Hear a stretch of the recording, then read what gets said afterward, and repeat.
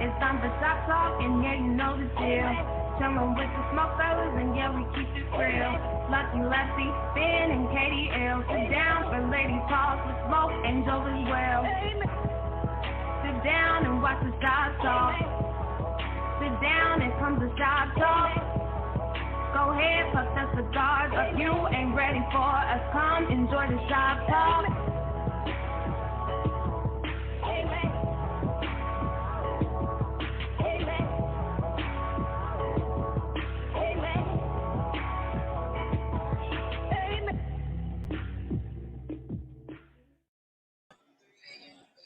Welcome to another episode of Humidor Sports and Cigars, the podcast. I am going to be conducting this train today. It's your boy Damani, a.k.a. Lucky Lefty, a.k.a. It's 5 o'clock somewhere. Y'all already know what it is. So let me bring the guys on. Let me bring the guys in today. Show y'all who we got on the panel today. Some of our usual suspects. Where the guys at? Where you at? What's up, KDL? Say what's up to the people. Let them know what you're smoking as well. Y'all know the business. Outside on 13, baby. Let's kick it off. Let's go. And my man, PG69. You with us? Let us know what you're smoking. What's good? I'm smoking this Pocinia, the El Fuego. Okay. And my man, Slide Dog. Yes, sir. Hey, smoking this Rocky Patel is really good. Give a shout out to my boy Ben. We'll get with him next week. No doubt, man. Get well soon, Ben. Being a little under the weather, man, Mr. SmokeFella. So we dedicating this show to you today. It's all about you, brother. So y'all already know. So let's jump right into it. Y'all know how we do it here. Oh, and to all our viewers, man, thank you all for tuning in every week. We appreciate the support as usual. So y'all know how we do it. Let's start it out with this smoker ash. You know how it works. If you agree, blow some smoke. If you disagree, ash that shh. All right. So let's kick it off with the NCAA medical urges focus on COVID-19 over sports. Smoker ash. What we doing? PG, kick it off. Well, I'm a smoke, first of all. Anything got to do with this COVID and them taking player safety over them actually playing the season, I would have to smoke to that. Coming from a player's perspective, it's really terrible because a lot of them was going into senior years and preparing for the draft and stuff like that. So it's really terrible, but I'm going to have to smoke with that one. All righty, Slide Dog, you smoking an ash into that? Hey, you know I'm smoking to it, man. Hey, look, this is a topic, man, that everybody should be focused on. I'm mad that all my fall sports, they want to push them back, but guess what? Hey, man, the kids' health is what's very and mostly important. Facts. The health of all the kids, man. They can always come back, man. But also they saying with a lot of these athletes, man, it's something going on with them, man, after COVID that they're dealing with. Can't remember what it was. Meant to write it down, but I didn't for this topic today. But anyway, man, I'm definitely smoking to it. That's the one smart thing the NCAA, I guess, got right. KDL, you smoking the ashing, brother? I'm going to smoke to it. I think they're doing the right thing. I predicted on this show a couple shows back that, for instance, there would be no college football this year because the more they get talking about kids not being able to go to class, there's no way you can bring the athletes and put them on the field if you're not even having kids in class. So it made no sense to me. They're doing the right thing. I feel bad on the athletic side. I feel bad for the seniors. If this is your last year and you're trying to make the league, or it's just your senior year, I feel bad for them, man. Now, they really haven't canceled it. They actually postponed it. But we'll see. Fall sports, we'll see what happens in January. Hopefully everything will be good and hopefully they can play. I feel bad because it's messing up the recruiting part of it because no one recruits for football in the spring. Like, your football is over. They got tape on you. But if everybody's on the same accord, you know, it's a different world. Maybe it'll work. But I'm smoking to the overall decision. All righty, and I'm gonna have to agree with the panel, man. You got to put the athletes You know, they medical that's way more important, man. The focus on COVID-19, health is way more important. Like you say, they can postpone sports. They can always come back and play in the fall. Now, speaking on that, though, now that it's pushed back to the fall, now Kev mentioned a little bit about football, about the recruiting season. What other effects do you think that will have on, say, let's say a senior on the football team? Sly Dog, what you got? Hey, man, it's going to be tough on them, bro, because, look, the pros, first of all, it's going to be hard for the teams to look at him. And then now, if you're going on your old 19 tape. So hopefully your 19 tape shows something. Right. Or guess what? Your draft stock has hit the ground. Do you hear me? So, hey, man, I'm hoping and praying, man, that, you know, hey, man, if they stock, man, it's tough on the senior, man. A junior, he got some kind of leeway. But look at my man. Look at Clemson quarterback. He lost. Trevor Lawrence. Trevor Lawrence. Hey, fellas, he lost, man. You know Trevor want to come back and show out today. Nah, but you know what? I think if they didn't have a season, Trevor Lawrence going to be the top pick. But when I say that to say I don't that, think his stock going to fall. But lucky Lefty, he never lost even in high school. Well, facts. Facts. So he want to win. Right. And, you know, so, hey, man, that's all I'm saying, man. If you looking at the 1918 tape, if you a senior, hopefully, right, man, you showed out. PG, what you got? Hey, just like Sly was saying, it affect all their draft picks and everything, man. When you're a senior, like you said, if you had that junior year where your season was like so, and you just knew the senior season, you finna come in and ball out. If you don't ball out, you might well hope you're gonna get a job in that major that you had instead of going to pros. So yeah, this is terrible, man. KDL, where you at? KDL, what you got? Kev down? There you go. There you go. What you got, Kev? I feel bad again for the athletes, because guess what? If you're in football, the NFL draft is in April, right? They ain't changing nothing. The same way. So either you got tape on somebody in, or you just missed the game, baby. They ain't changing nothing. So that's what's messed up, man. They're going to be playing. So if you're Ohio State quarterback, if you're Clemson quarterback, if you're one of the top, you just simply don't play this shit. Because you risking it. Yeah. So you just simply don't play. They played their last day. It is what it is. Like the draft is in April. They're not recruiting you in January and February. No, the draft is in April. You're supposed to be getting ready for the pros by then. So, facts. That's a great point. That's a great point. Hey, man, and I want to put this out there too, fellas. I want to add a couple things to it, though, Damani, before you go to the next subject. Okay. Hey, man, President Trump did call Trevor Lawrence and the coach of LSU to talk about playing football. Now, what did he ever care about playing football? I just want to put that out there. You don't. What he's doing is distracting from the fact that he's about to lose the election. So he's doing everything in his power to distract you. He ain't give a damn about football. What does he give a damn about football? Facts. Those are facts. Those are facts. Okay, so moving on. You know, the big announcement this week was the Big Ten out of the power conferences. They announced that they definitely postponed all fall sports. We kind of talked about it. I think everybody will smoke to that. We agree? Yep. We agree that everybody will smoke to that. All right, so next topic. Surprisingly, the Illini basketball team, the Fighting Illini, they are predicted to be in the top 10 or preseason top 10. Are we smoking or ashing to that? Let's start it off. Kev, bring us in on that one. What you think? I'm gonna smoke to it because I personally went to the Illinois-Missouri, the border war last year. And Illinois was winning, but they lost that game.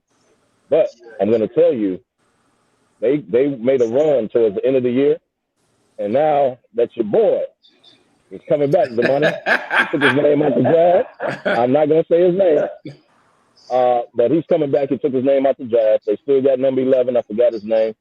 So they basically had their squad coming back. So I can see how they were ranked because of the way they finished. And it's good for the program, man. It's good for the coach. Maybe he can get some recruits now. Maybe he can tap in the Chicago market. I don't know, but it's good for the program. I'm smoking to it. I'll say it. My man Cockburn. He's a regular on the show. Yes, as you all know, is. he's a regular on the show. And as Kev said, Cockburn pulled out the draft. So come on, PG. You smoking the ash into that.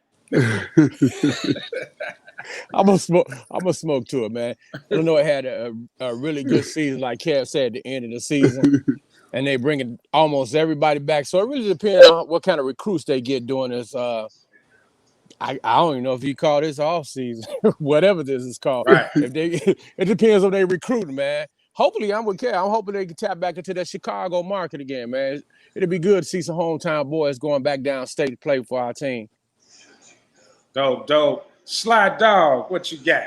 Smoking the ash into the line now, baby. He gonna ash. You know I'm smoking to it. Oh, okay. Hey, look, they ain't been good since 05. I done waited 15 years for them to even make it into the top 25.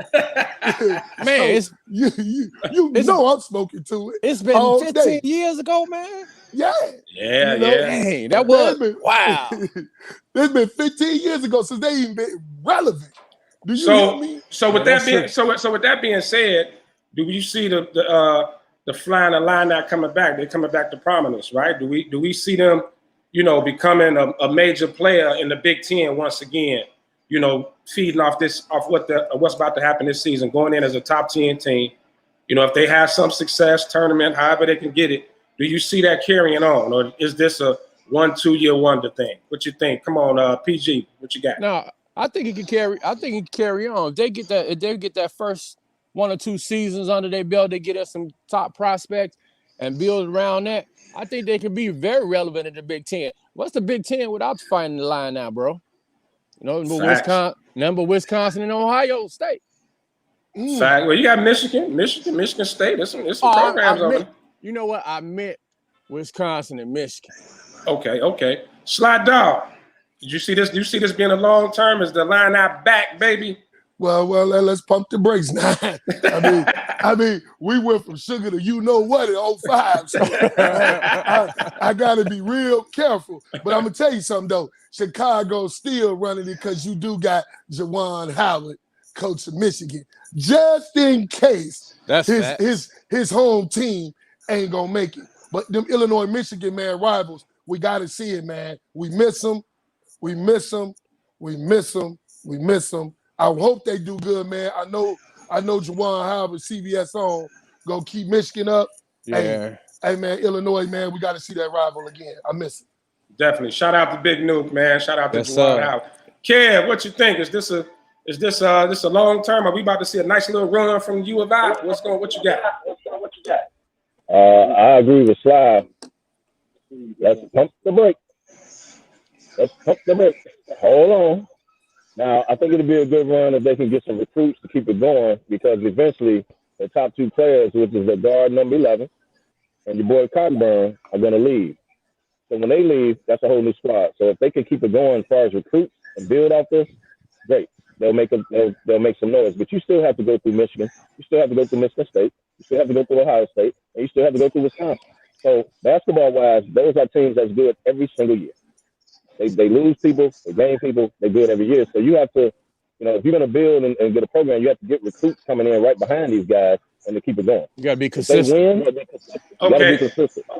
Okay, I know even though it's soon, even though it's early, they're going to come in as a top 10 team, right? Mm-hmm. Where do you see them ending the season? Will they still be in the top 10? Let's do some predictions. I think with any Big Ten season, it's up and down. They beat each other. So if you start off top 10, Michigan State starts off in the top 5 every year, drops all the way to 15. Do they not? Then they get better. Then they get better throughout the year, and they climb back up. So it's the Big Ten, man. And then you got to watch who Illinois plays. Are they playing the Carolinas, the Dukes? Are they doing like Michigan State does, the Arizonas? Are they playing them? Or are they, I ain't going to say a cupcake schedule, but are they playing cupcakes and then going into the Big Ten? Michigan State plays everybody. Yeah. Well, you get the ACC Big Ten tournament every year. You get that little matchup. So they get a couple of teams in there. Slide Dog, what you got? Where you see him finish? Well, again, let's pump the brakes a little bit. Now we getting carried away. Piz ain't nothing but a preseason poll, Damani. That's it. It ain't nothing but a preseason poll. Right. They ain't played yet. So I'm hoping they can at least stay in the top 25, which would be great even for me. You know, because I've seen my North Carolina team go from a preseason top 3 to out of the whole top 10. Man, didn't even make the dance. Wow. Right. So let's. I want to jinx it. So let's wait and see. All right, PG, what you think? I got to go with the fellas. I don't know about being in the top 10. It'd be lucky to see him in the top 20. Wow, you don't got him finishing in the top 20? You're like, nope. You are like you want to hold up a cue card. Right. You know what? You know what, man? I'm a roll one. I think the line not gonna roll this year. I think they're gonna roll. I see them finishing top 15. Top 15. They don't play the toughest non-conference schedule. They get a couple of games in there, but I think they're gonna do pretty solid in the Big Ten this year. So I can see them finishing top 15. As far as where they're gonna go in the tournament, I'm not gonna go that far yet. Like Sly said, we got to play some games first and see exactly where it's gonna go. Yeah. If they finish top 2 or 3, in the Big Ten, then they'll be ranked national. Because that's a power conference. If they finish top 2 or 3 in the Big Ten, I can see them being ranked, man. If you had to take, I think they'll stay top 25 all year. But as far as top 10, it depends on how they do in the Big Ten. What other team in the Big Ten you kind of got eyes on this year? Let's start with PG. Who you got eyes on this year? I'm gonna go with the hometown boy. I think Michigan gonna be a lot tougher this year. Michigan and then Michigan State. You know, Izzo always got them boys in Michigan State competing every year, nonstop. Yep. So those two I'm gonna be looking at this year. Okay, Kev, who you looking at this year in the Big Ten, other than Illinois? I gotta give Michigan State props because they do it every year. It's just proven. Until somebody proves different, then I gotta put Michigan State on it. But I want to see how Juwan does recruitment-wise. This is his first year bringing in his own people. So I got to see how he does recruitment-wise. So I'm going to say Michigan State. Wisconsin is always a sleeper. They there too. Just off longevity. So Kev, you just couldn't say that I agree with Pat, huh? You just had to go and say the same thing. No, I couldn't say that whatsoever. But I basically said the same thing. You're terrible, man. Because you just did it. Slap Dog, who you looking at? Hey, man, let me tell you something.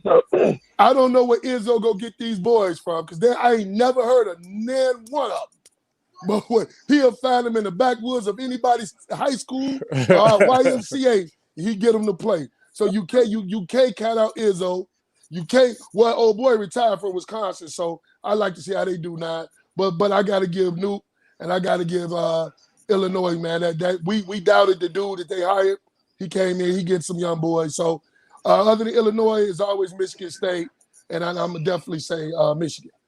And Mr. Smokefella being chimed in, he said Michigan and Wisconsin. I got one I'm always kind of watching is Ohio State. You know, they'll just pop out with a squad out of nowhere. You know, they known for football so much. Y'all say Ohio State, you instantly think football. But the basketball program has been pretty solid last few years. They were pretty good last year as well.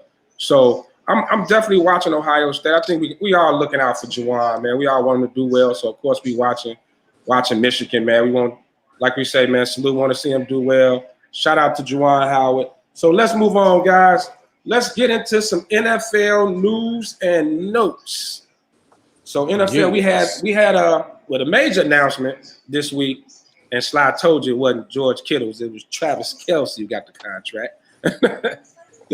Travis Kelce new contract, 4 years, $57 million, the highest paid tight end in the NFL.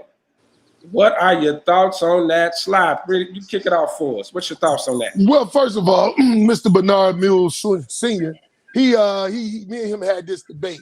Hey, I like Kelce all day, but guess what? So what? Kittle's my man. Kittle's the better tight end. You're I terrible, gotta go. man. So I can care less what Kelsey got. He do got that beautiful girl on his arm, though. Let's not forget that.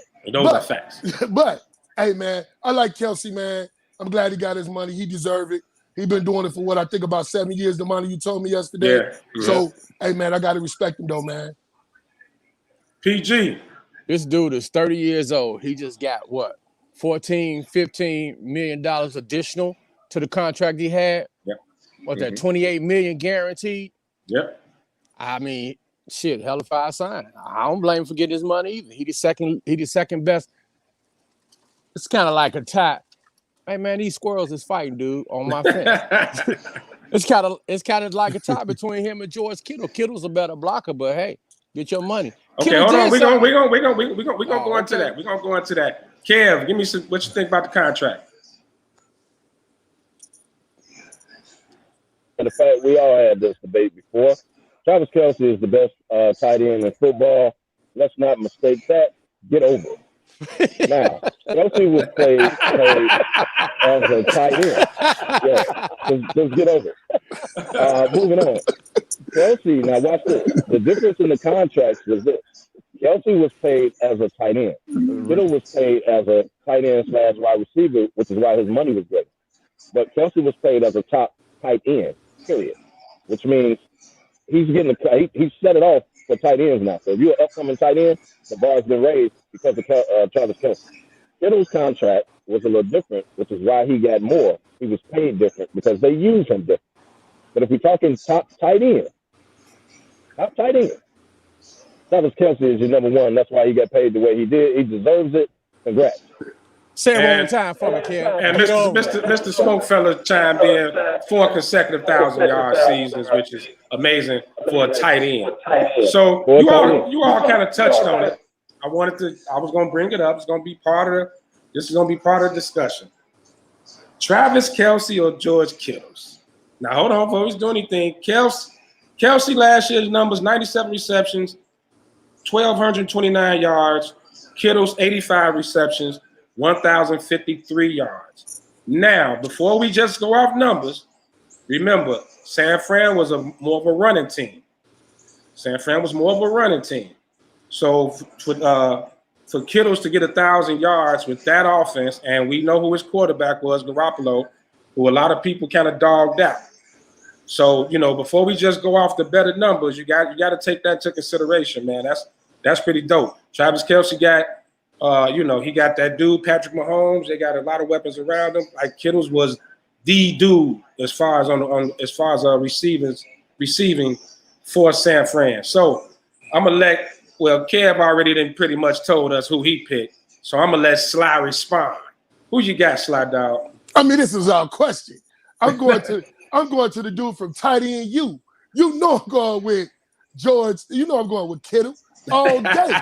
I mean, come on, man. He not only go to the best tight end university ever, who the Bears did get, just throw shot out there. But anyway, the best tight end university ever, okay? The man got a quarterback that can't throw the ball 2 feet. He had nothing but a running game, and he a better blocker. I mean, what are we talking about? I mean, come on, man. He's an all-around better tight end than Travis Kelce, who got 2 good fast wide receivers on the corners and a quarterback that can throw it out of the stadium. You switch them, man, Kittle's numbers will be off the chain. So stop it, man. I'm going with the tight end U all day. Okay. PG, who you got? Hey man, I hate to do what Kevin should have did, but I had to agree with Kevin. I had to go with Travis Kelce, man. And the reason I say that is like Sly said, George Kittle is great in the blocking and everything, but he was the primary receiver of the 49ers team. All the ball really went to him besides the running. For Travis Kelce to put up these type of numbers with receivers and a running game and that quarterback, that boy's a hell of a fire receiver. Stop it. Okay, we got Gandhi chimed in. I'm taking Kittle. Awesome blocker, more complete tight end. Of course he agrees with Sly. I like it. Well, Kev, come on, chime in. We already know who you're going with, but give us some more. Kelce was the primary dude.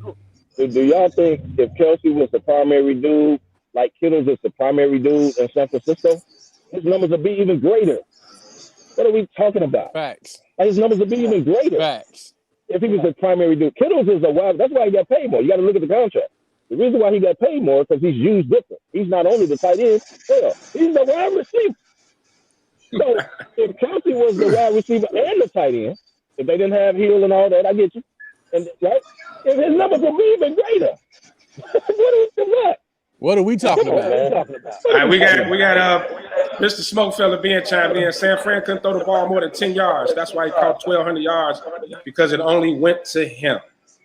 But you know what? I'm a Travis Kelce fan, but I think Kittles is the more complete tight end. My man. I really do, man. Yards after catch. You seen Kittles, man, yards after catch. The boy is a beast. Yes. I mean, and like you said, blocking. Like Travis Kelce may be better like receiver, but all around tight end, I'm going to roll with Kittles. I'm agreeing with Slide Dog on this one. So we split on that one. All right, so moving on. So y'all been watching the show the past few weeks. We've been doing division previews leading up into the NFL season, since the NFL has no intent on postponing or pushing anything back. So this week, we're going to go west with it. We're going west with it. AFC West and NFC West. We're going to kick it off with the AFC West. Now, before we get started, of course, the Super Bowl champion Chiefs, 12-4. Denver Broncos, 7-9. Sly Dogs, Oakland Raiders, 7-9. And the Los Angeles Chargers, 5-11. So, previewing the AFC West, who we got to win it? Let's start with Kev. Let's kick it off, Kev. What you got? Obviously, the best team in the division is the Kansas City Chiefs. They will finish first. The Chargers will finish last. Let's not spend a lot of time talking about the Chargers. Now, the most interesting team will be the Raiders and the Denver Broncos. Those will be the interesting teams. Who's that second best team? Denver has a young quarterback, but they picked up a lot of talent, be it in the draft and free agency, so I think they'll be a little better. The Raiders, they will be a little better this year. I hate to say this because of Gandy and Sly, but I keep it real. The Raiders will be better this year. They will not win a division, but it's going to come down to the Raiders and Denver as to who can, knock on the door of KC or at least challenge them, beat them, split with them or whatever, because they may get the wild card coming out that division if they're good this year. But it's going to come down to Denver and the Raiders. Okay, PG, who you got? Of course, until somebody knocks them off of their throne, the Chiefs is going to be coming out of the AFC West. Like Kev said, the Chargers, why we talking about them. But the Broncos and the Raiders, myself, I don't care about Gandy. I don't even like the dude, but I want the Raiders to do good for my boy Slide Dog. That's why I want the Raiders to do good. I want him to be able to wear his stuff proudly like he wear the Bear stuff. But as far as Gandy, I don't care. Slide Dog, what you got? Hey, man, all day, the new division champs in the AFC West, my Las Vegas Raiders, baby. Oh, yeah, I did come up with the Raiders. Right. My apologies. Right. Watch your mouth. I need Bernard back as the host. But look, hey, man, all day, I'm going with my Las Vegas Raiders. Let's be honest. The Raiders are the new kings, baby, of the West. We were 79. We coming back. We going to stop Kelce finally for the first time ever. Okay? Hey, we going to do good, man. I'm going with my Raiders to win all day, every day. What you say, Kev? Let me chime in. First of all, y'all not going to stop Kelce because y'all defense is horrible. That's number one. Number two, y'all don't even have a home. Y'all been in Oakland. Y'all been in Oakland 50 years and they didn't even want y'all. So how y'all the new king? Wow. Hey, Just stop it. Now, I do think they're going to be better, Sly. I'm going to give you that. They will be better. But they should have won some games they lost. So I'm going to be honest with you. But they ain't the new king. You ain't going to beat the Chiefs. Come on, man. Yeah, that's true. Well, you know what I think? Well, I'm a roll with the Chiefs, but I think the Raiders going to give them a run. They're not going to beat them, but I think they're going to give them. I don't think the Chiefs going to run away with the division like they did last year. They're not just going to run away with it. I think the Raiders are going to be pretty tough. The Broncos going to be a little. They may be a little better. They what's the name? Second year. What's the defensive coordinator for the Bears? The old D coordinator. And like we say, the Chargers in total rebuild, so it really don't matter. as far as them. So now, if there is a surprise team in this division, a team that could come out of nowhere, what team would you get? I'm going Chuck Pagano. No, Chuck Pagano with the Bears, not Pagano, the other guy. I'm gonna go with Denver. Yeah, Fangio. I'm gonna go with Denver as my team to watch because you kind of don't know. Like they said, that young quarterback came in last year at the end of the season. They were, he played a lot better. And Fangio is a defensive genius. That D gonna be strong as usual. For me, that's the team to watch in that division. That's the creeper team. Who we got as a creeper team? PG. I'm still gonna go back with the Raiders, man. I think John Gruden gonna have them playing a different style of different style of football this year. So I'm gonna have to roll with the Raiders. Okay. Slide Dog. Who other than the Raiders? No.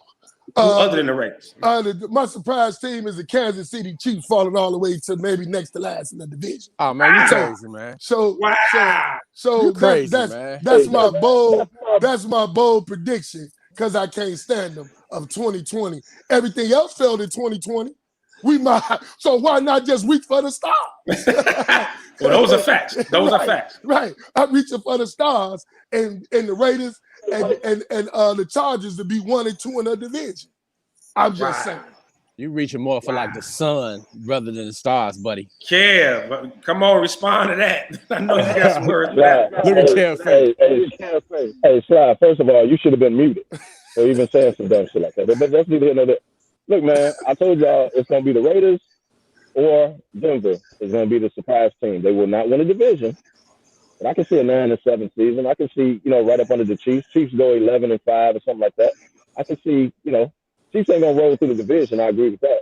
But I can see a Denver or Raiders jumping up 9-7, knocking on the wild card door. I can see that, one of them. But they need to get their quarterback situation together. Either Gruden is with Carr or he's going to bring in Mariota. Get it together, Gruden. Because that's the problem with the Raiders right now. They unsettled at their quarterback. He don't want Carr, but he won't get rid of him.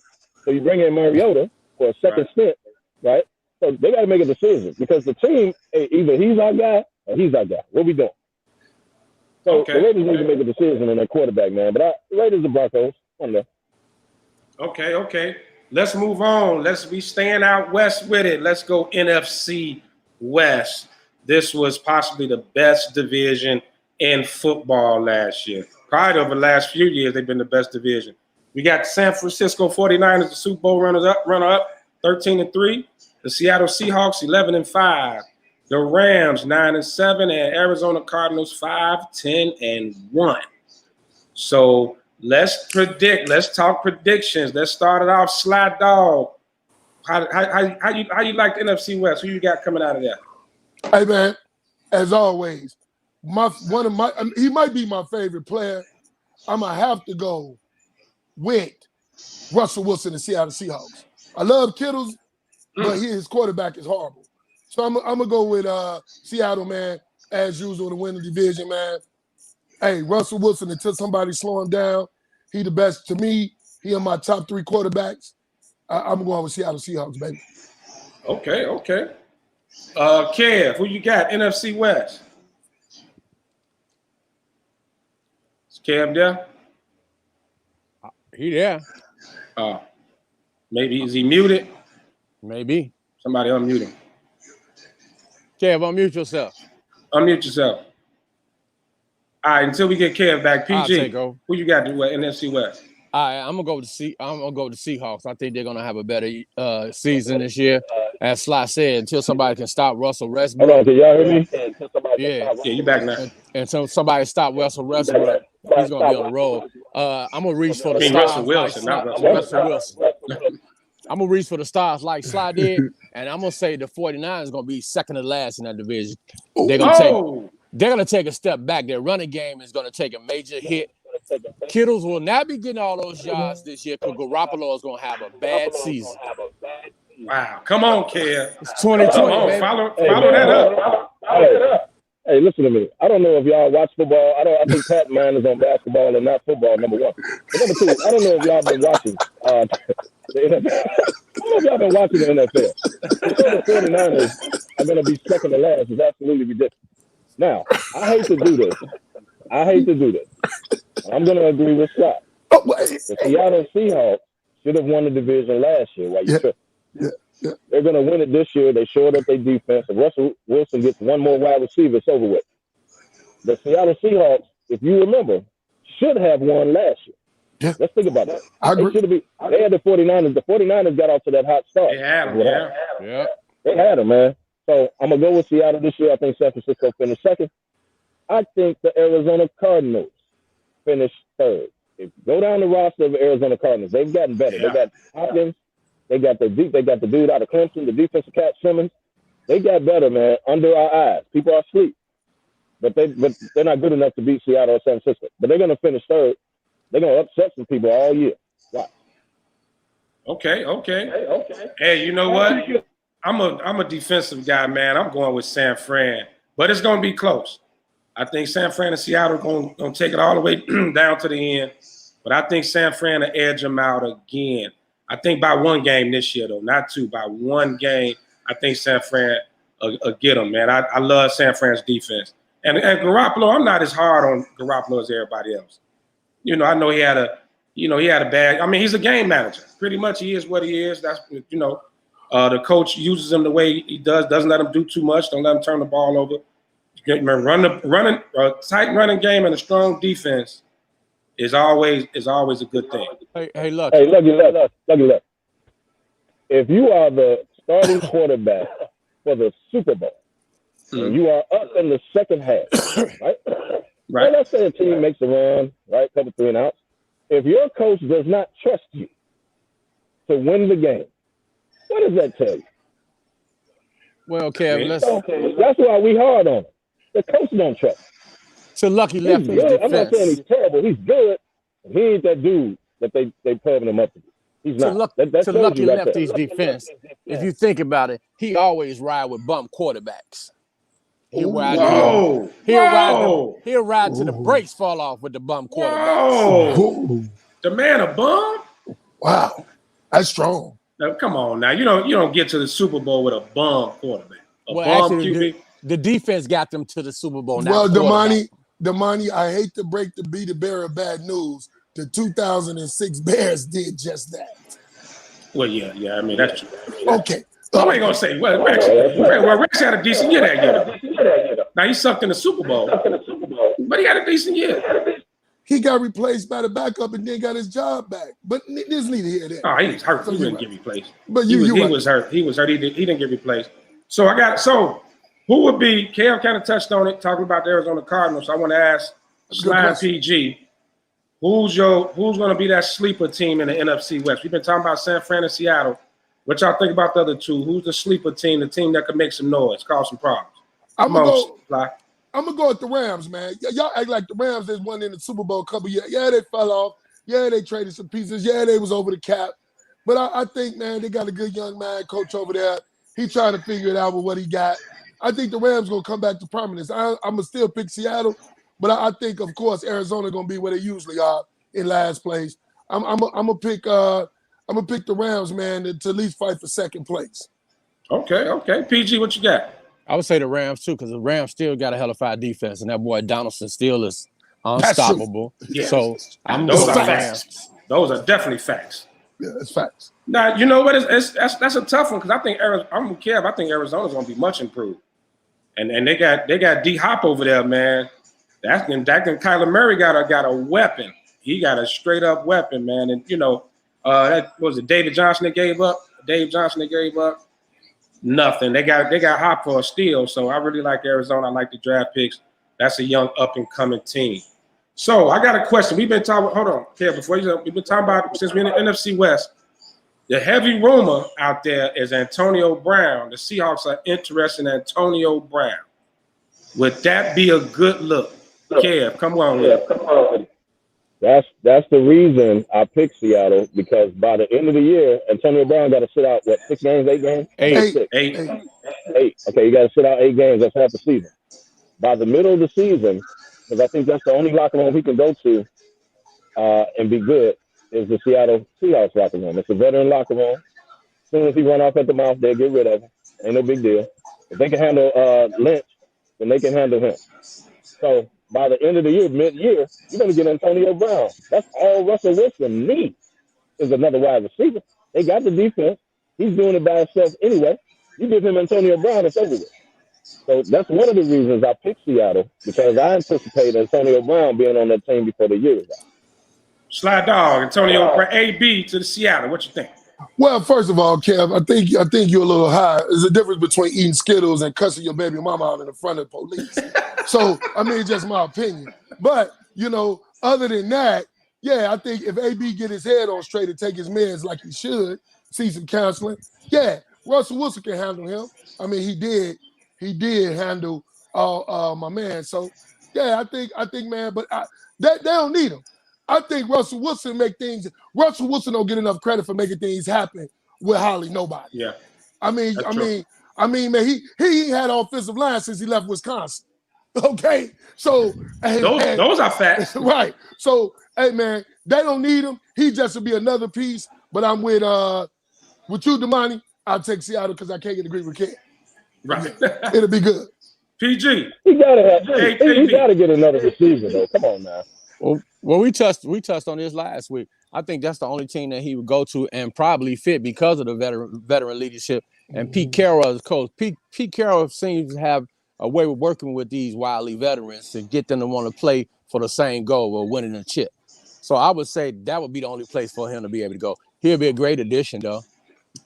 Hey, who's that bum behind you, man? Man. We got props this week. We got props. We got props. What's up, Gandhi? Smokefella on DJ Serengeti. Yes, sir. He is such a hater, man.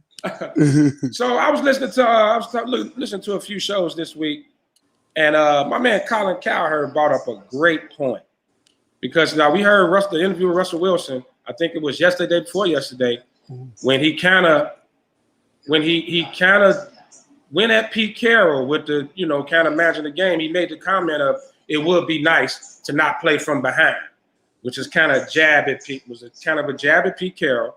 We know what happened in the Super Bowl. They should have had 2 rings over one. And we know before he got Russell Wilson, he was probably on his way, Russell Wilson, he was on his way out the door with 2 7-9 seasons, 2 back-to-back 7-9 seasons. So do you agree that Pete Carroll will survive if Seattle takes a step back? PG. No. I don't see him going if they lose another not losing season, but if they don't get step back. Yeah, if they take a step back, I think he's gone. I think they look for a new coach. KDL. I agree. If they take a step back, he's gone. Because Russell Wilson won't call for his job, but the players will. So I think if they take a step back, and they won't have a winning season, they got too much talent not to have a winning season. But if they get to the Super Bowl and he calls to throw the ball in the middle again and blow the Super Bowl, he's definitely out of there. Slide dog, what you think? Man, let me tell you something, man. I think Pete Carroll, man, you're not going to fire him. He's a good coach, man. You're not going to fire him. He might resign, step away, go in the front office or something. I like Pete Carroll, man. Even though he do a lot of stuff, we ain't going to talk about USC, but I like Pete Carroll, man. I think he's a good coach, man. Yeah, he make a lot of mistakes, man. He work what he get, but I like the way to be an older gentleman, man. I like the way he enthusiasms his players, man. I think he'd be good. I think Seattle just been 1 or 2 pieces away. I think it's their year, though. All righty. And with that being said, we're gonna go to a commercial break, and when we get back, we're gonna go in on the NBA. No, we actually got one more NFL topic, and we get back from break. Stay tuned, stay with us. Thanks for tuning in to Humidor Sports and Cigar. We'll be right back after this commercial break.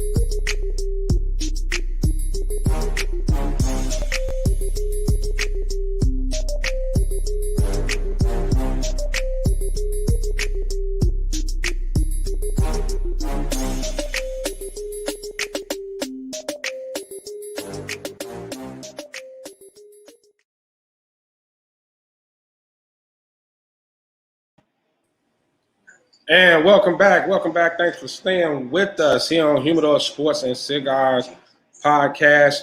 Thank you again. Thank you guys once again for joining us on this beautiful, hot as all hell Saturday afternoon. So we left off talking NFL, and we had one more topic before we jump into the NBA. And me and Sly discussed this yesterday. Jerry Jones' silence. Jerry Jones has been incognito since making a bunch of comments about what he's going to do if his players kneel. And, he had a lot of little stuff to say before, the George Floyd situation and everything, but he then kind of fell off and kind of got on his yacht and disappeared. So I want you guys to chime in on that. Let's kick it off, Sly. Hey, man, yeah, he fell off, man. Jerry, me a 70-something-year-old man. Then he finally come back out a couple days ago talking about, well, I don't know. He never gave a yay or nay to his players kneeling. Then Dak Prescott, I don't know why. He didn't want to pay you. Now you take it up for him saying, well, he don't understand. Well, of course, if I was a billionaire, I wouldn't want to understand. But so, Jerry, man, man, he need to go on, man, let his son take over, man, and move on, man, because he's not with these times. He don't have a clear understanding of what's going on. He act like he oblivious. And to me, man, he's hurting his players, man. And side note, the soccer team right down the street from his stadium, the fans, it was like half capacity. They booed all the players that kneel. So Jerry looking at that. So prepare as the season come for Jerry to really be on the fence. And he called President Trump again, asked him for what he thinks, just to put it out there. Wow. PG. Man, let's face the fact. Jerry's from Texas, man. Jerry is, whether we want to say it or not, he's one of them good old boys. You know what I'm saying? He's a Trump supporter. Jerry ain't gonna say nothing crazy that's gonna affect his bottom line. Yep. Jerry don't care about nothing but money. If he say anything negative, it's gonna affect all his sales, ticket sales, or viewership, whatever you want to call it right now, because of the 2020. And then he's going to put his players in the uproar. He's not going to do none of that. Jerry going to sit there. He's going to be quiet. He's going to let it ride. He's going to be quiet as much as possible. KDL, what you got? Y'all kind of hit it on the head. Jerry Jones believes exactly what the president believes, which means if you kneel, it's disrespectful to the flag. He feels the very same way. The problem is he can't say anything like that now because, like you said, this ain't the time, player. This ain't the time. So he can't voice his opinion. So he tried to come out and stay neutral. That's why he disappeared, number one. But he tried to stay neutral and he tried to dance around the subject. No, Jerry, you had your chest out in 2017. You said if anybody kneeled, they wouldn't play for the Cowboys. Yet you kneeled on national TV on the Monday night game with your players. So now the times have changed, and now here we are again. Yes, they're going to be players kneel. Dak Prescott, stop taking the company line because they don't care about you. That's why they didn't pay you. So stop taking the company line. You a brother in America. However you feel, voice that. It's your opinion. Stop taking the company line, trying to stand up for a coach and a general manager that don't want to pay you. Stop. Jerry Jones, he's like I said, he feels the exact same way the president does. Can't come out and say it. Now, Jerry is also mentioned that he wants fans in the stands. He wants his stadium filled. So that's all about the money. Yes, and right. So I agree with PG. His bottom line is all he care about. But most billionaires feel that way. Hey, can you read that comment from Gandhi for me, please? Damn, I hate to say it, facts pat. Thank you, Gandhi. Hey, man, my way. The man is from University of Arkansas. He's an Arkansas alum. He's one of their biggest donors. So what did that tell you? Jerry is Southern through and through. He's a good old boy. Good old boy. Yeah. All right, so we did what we made sure we did today was we wanted to take a nice portion. We had to give ourselves enough time to really go in. So we about to talk NBA. Hold on, Damani. Shout out, even though I hate it, Cubs in first place. That hurts my feelings. Chicago, That's true. Chicago baseball. All right, go ahead. That's true. Yeah, shout out to the Cubs. Look at what they 13-3, 14-3, something like that. Yeah. They definitely doing their thing. My Sox are kind of up and down, but really no big news in baseball this week. Nothing happening other than the Cardinals still got COVID. I think they're supposed to be a doubleheader today with them and the White Sox. They finally coming back to play. Right. But Somebody, who the Cubs supposed to play this weekend?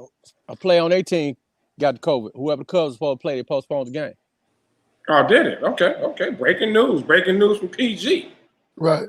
So and we got about another week or our predictions gonna fall through. The baseball's gonna stop. They look like they're gonna try to make it happen. Right. They look like they're gonna try to play it through. Kev, you have something to say? You gotta unmute him. Unmute yourself, Kev. Side note, why don't the Cardinals just sit out? I mean, you're affecting everybody that plays you. Got to skip games. Just call it. It's 60 games. Y'all way behind, right? You never make up those games. We don't just play doubleheaders every time y'all come to town. So stop it. St. Louis, just sit out, man. Shout out to Keith Harris. Sit your Cardinals down, bro. All right. With that being, Kev closed that segment down quick. So let's go with Cardinals up 4-0 in the first inning. Against the White Sox. Giolito. Oh my God, he stinks. He's struggling. He's struggling. The Sox are. Well, you see what is going on, Ivan. Thank you. Right. It's okay. Ivan is our producer. Ivan is a shameless plug for his Cubs. Shameless plug. Shameless plug. I'm sorry. Maybe I spoke too soon. I'm sorry. My bad, Cardinals. Right. Well, it looked like once again the Sox pitching is struggling because it's early in that game. They're already down 4-0. So, man, I'm hoping my boys get it together. But let's jump into it. Let's talk that talk. What we've been waiting to talk about. It's a big week. The bubble seemed to be a success. We talking NBA. The regular season is over. Let's go. It's time for the playoffs. But first, we got a play-in game. Yes, sir. We got a play-in game. Memphis and Portland, and the way it works, which I did not know until yesterday, was that Memphis has to win 2 games. They have to win today. They have to win tomorrow in order to get the eighth seed. Portland only has to win 1. If they win today, they're the 8th seed, and it goes right into it. And they got LA, was it Monday or Tuesday, something like that. They coming right back and they playing again. So, who we got in today's play-in game? Memphis, Portland. Let's start it off. Us PG. Come on, take it, PG. Dame time, Dame dollar. Portland. Dame has to be one of the hottest players in the NBA in this bubble right now. The man reached a milestone. He's the only other person besides Wilt Chamberlain who has 3 straight 61 games within the playoffs in one season. And Dame, when it's clutch time, when that money is on the line, Dame always come through. What he say the other day? He say, I put Paul George out the year before that. He said about Patrick Beverly. I sent him home too. So now he finna send them boys from Memphis home. Wow. Sly Dog, I heard you huff and puff. What you got to say over there, player? He agree. Dame Dash is pretty good, but he's a choke artist, him and McCollum. When the money on the line, I'm like Skip Bayless. Never. They can't win. Never. I'm going Jay Morant and the young boys all day to put Dame Dash, the choke artist, and his sidekick out the playoffs. Hey man, let me hear from a real basketball player. He ain't never played basketball. Let's go. KDL, who you got? Basketball-wise, common sense-wise, tells you Portland is going to win. Anytime a team only needs 1 win, and they fresh off winning, even though they've been winning last minute, they fresh off winning back-to-back games, they hot, right? Played their way from, I believe, the 9th or 10th seed up into the 8th seed. They're pretty much going to win. They're pretty much going to win. And that's unfortunate for Memphis because I think this play-in stuff was ridiculous in the first place. They tried to get Zion in, and Memphis and New Orleans couldn't win a damn game. So I think the whole concept is ridiculous. I hope this is only a 1-year wonder. Either you make the 8th seed or you don't. We ain't got no play-in games. This ain't a participation. Either you make it or you don't. And Memphis had earned it all year, man. They had the Rookie of the Year. They earned it. And now for them to even be in a playoff game, I think it's play-in. I think it's ridiculous anyway. But Portland is the better team. They got all their players back. And they're going to win the game. They only need one game. But I'll tell you this. Dame can't continue to score 50 and 60 every game for them to win. That's eventually that's going to run out. Okay. Wait. We're gonna get in that. And by the way, Sly, Ben said, "Cut your feed," for saying Memphis is going to win. Now we can't count. Now remember, Portland struggled with Brooklyn that last game. They struggled like with Brooklyn. We talking Brooklyn without their top 4 players. Name me a starter on Brooklyn right now, and they struggle. So Sly makes a very valid point that Dame, and he had a bad fourth quarter. They barely won that game. So you know what? When Jaren Jackson went down for Memphis, I counted them out. But you know what? They still balling, man. They still balling. I'm gonna go with Portland, but I wouldn't be surprised if Memphis stole one today and they had to play again tomorrow. I would not be shocked one bit. You're a smart man. But you know what? And I would agree with you, Lucky, but it's tough to beat the team back-to-back 2 days in a row, man, in order to do it. Like, Memphis got to win today and tomorrow. Portland only got to win one. So it's tough. You put them in a tough position, man. And it's bad because, like I say, they earned it before the bubble stuff started. They earned it. They were the number 8 seed. Yeah, they lost their big man, but in Portland, got all their players back. How fair is that? Yeah. So how do you feel about Phoenix, who went undefeated in the bubble, 8-0, and do not get a shot at the playoffs? How do we feel about? I mean, it was tough. They were tied for the ninth seed. I forgot what decided the tiebreaker, but Phoenix defeated and does not get a shot. Does not get a shot at the playoffs. How do you feel about that, Sly? Well, that's because Monty Williams did his best coaching job inside of a bubble. Because before the season started, Monty Williams couldn't win a game. So, But my thing is, Monty Williams is a hell of a coach. He finally got them, I guess the bubble, he finally got them to play into a system. I like Phoenix for next year. Now, all this hype about Booker to me is way, way too much. Booker's nothing, he's nothing but a Zach LaVine playing out west. But, you know, was the truth. He a gun. But to me, but to me, I like Monty Williams as a coach. When he finally decided to play, he's pretty good. I think, you know, so, hey, man, I'm kind of upset that he make it. I like to see what Monty Williams would have did to keep the streak going. But, again, I'm going to take my boys, the Grizzlies, so I'm saying the choke artist, Damian Lillard. All righty. So as you guys can see, we got the playoff brackets up. So let's talk about first round matchups.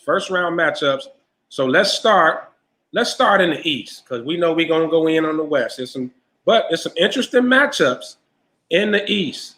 Mm-hmm. First round, Milwaukee gets Orlando, Miami gets Indiana, Boston gets Philly without Ben Simmons, Toronto gets the depleted Brooklyn Nets. Which series are you really going to be checking for? What's the most interesting series in there, and where could an upset come into play in there? Let's start it off, Kev.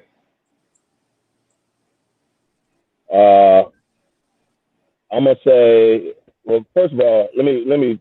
Some of the stuff Sly's saying today, I don't know if he watches actual sports, or does he watch ESPN highlights? But that's neither here nor there. As far as the East, I'm gonna say the Miami Indiana series. Definitely. Milwaukee, you pretty much know who's gonna win that. Toronto, you pretty much know who's gonna win that. I would say the Sixers and the Celtics series is interesting, but it's not because the Celtics are gonna win. But I think that Miami and Indiana series is gonna be very interesting, and I think it's gonna go both ways. If Victor Oladipo is healthy, Indy can win, right? But we've seen what Miami has done all year. And that boy TJ Warren is balling right now. TJ Warren is hot. Last I checked, the games I played in the bubble, baby. Yeah. TJ Warren has been one of the top 3 players. Booker, Dame, and TJ Warren has been the top players in the bubble. Yep. So them against Miami, you know, grind it out, dogs they got. That's gonna be an interesting series to me, man. I think it can go either way. I think Miami will win it, but I think it can go either way. Slide Dog, which matchup are you interested in? As hard as it is for me to agree with Kev, I'm gonna go with him. I like Miami, Indiana. Of course, I like Mr. Nunn, Simeon's own. But hey, look, man, I'm gonna go with Miami, Indiana, man, because TJ Warren, man, what he did to them Lakers was just absolutely unnecessary. Okay, he licked them up. He couldn't miss. So, hey, that Indiana-Miami series. Oh, and don't forget, y'all. Hey, Kev, don't forget the battle between them two. Don't forget the battle between the two best players, Warren and your boy. Okay, don't forget they've been beefing. Okay. Oh, Jimmy Butler? Jimmy Butler and Warren been beefing. Don't forget about that. That's right. That's what's gonna make it really compelling.